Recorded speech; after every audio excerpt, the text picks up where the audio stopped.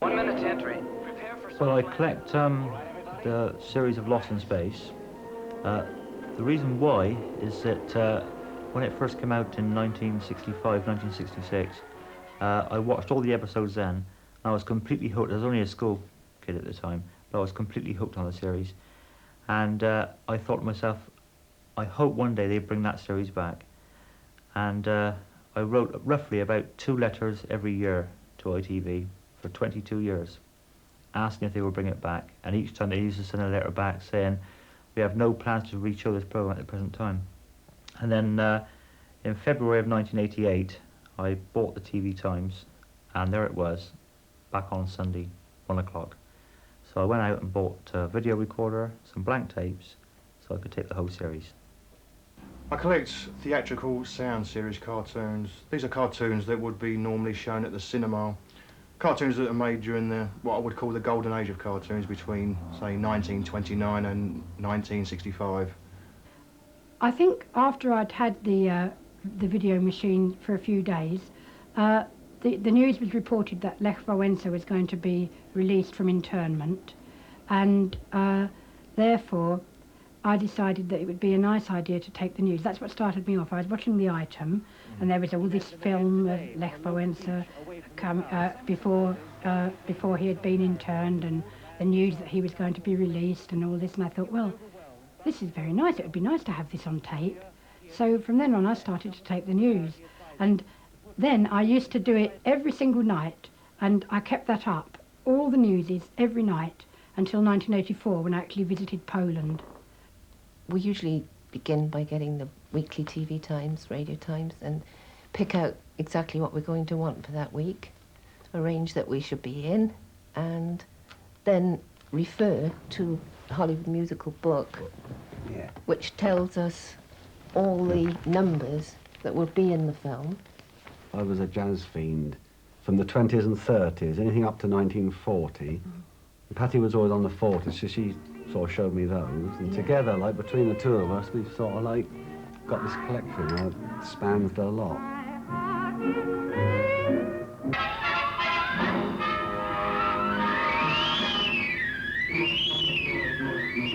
When a story comes out, in the TV Times they tell you what's going to happen, and I type that out and keep it in a little book, and I also cut out the little cut-in from the TV Times and keep that as well.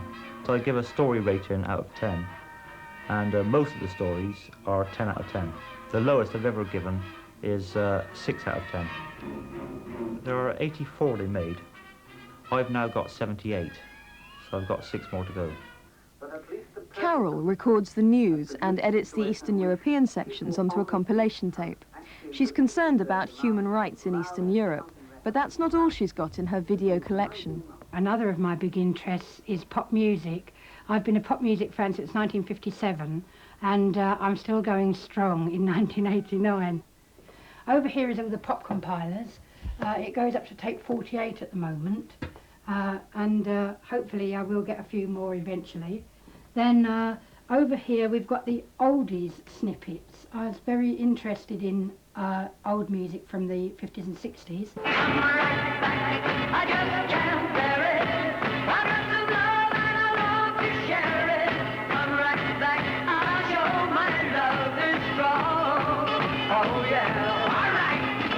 But usually what I have to do is tape a program like Pop Quiz when it's on, and in between the quiz, when they ask the contestants the questions, they say, now here's a question about Dion and the Belmonts, and we've got a little film clip for you.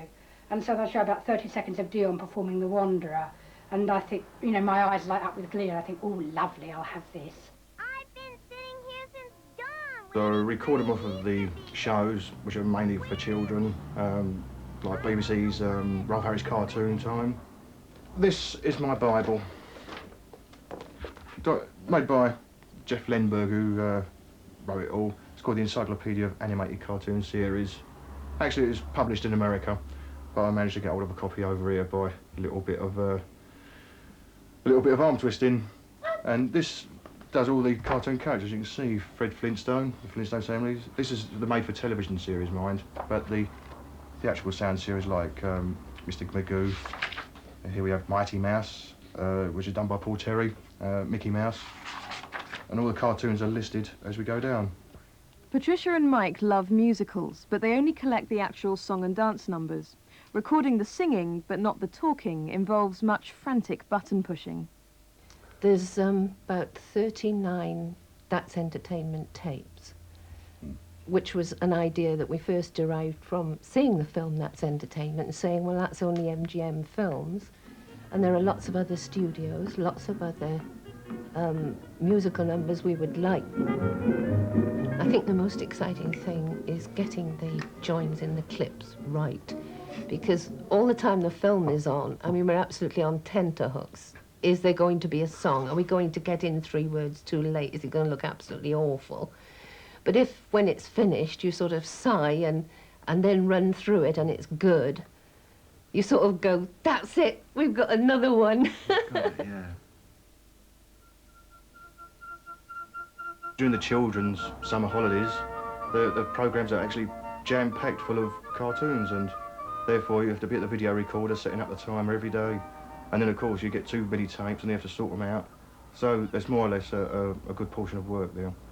I would say about at least 1 day in every week is devoted to actually categorising the cartoons, editing them out of the general tape. I've seen this Snoopy cartoon down at the video shops. I spend probably 2 or 3 times a week playing a 3-hour tape. I might not play it all on the same tape. I'll probably pick my favourite stories out. One of them I played called Return from Outer Space. Now, I played that one about 6 times, because that's one of my favourites. That's a 10 out of 10 one, that one, you know.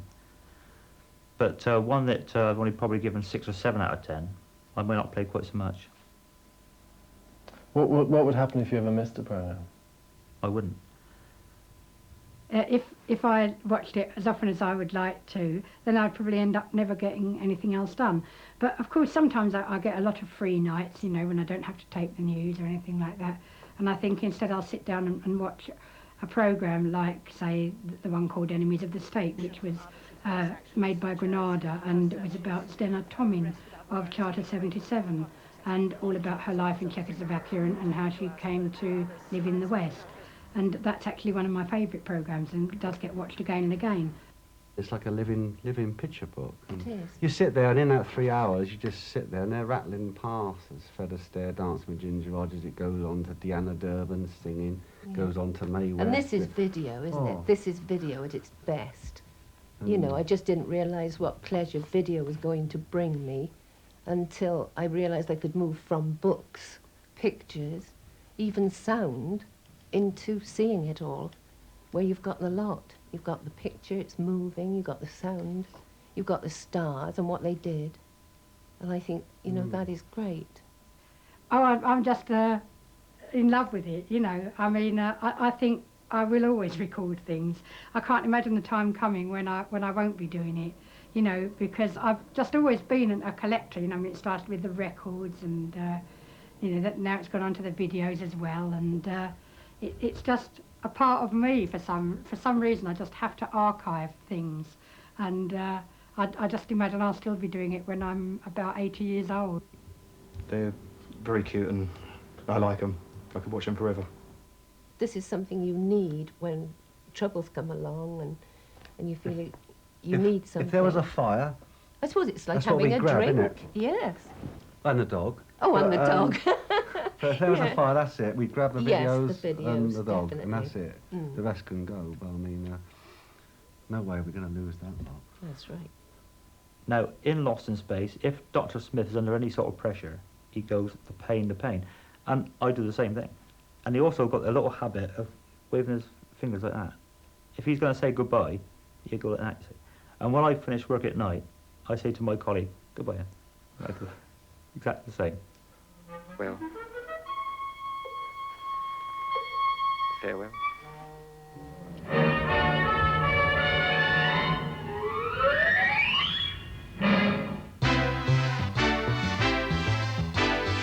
Most serious video collectors don't want their tapes cluttered up with ads.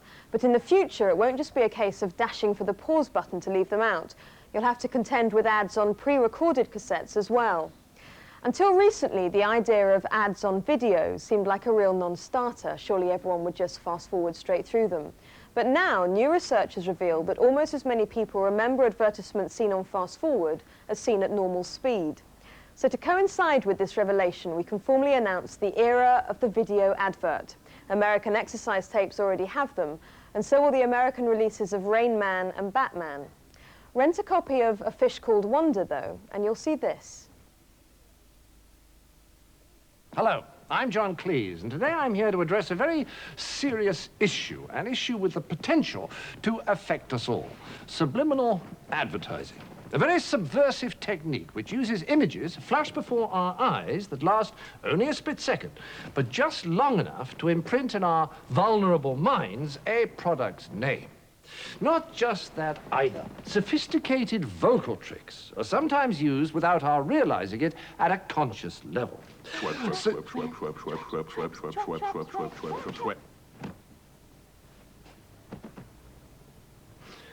So suddenly, there we are in the market buying things like crazy without knowing why. Well, I say, if an advertiser has something to say, let him or her come right out and say it.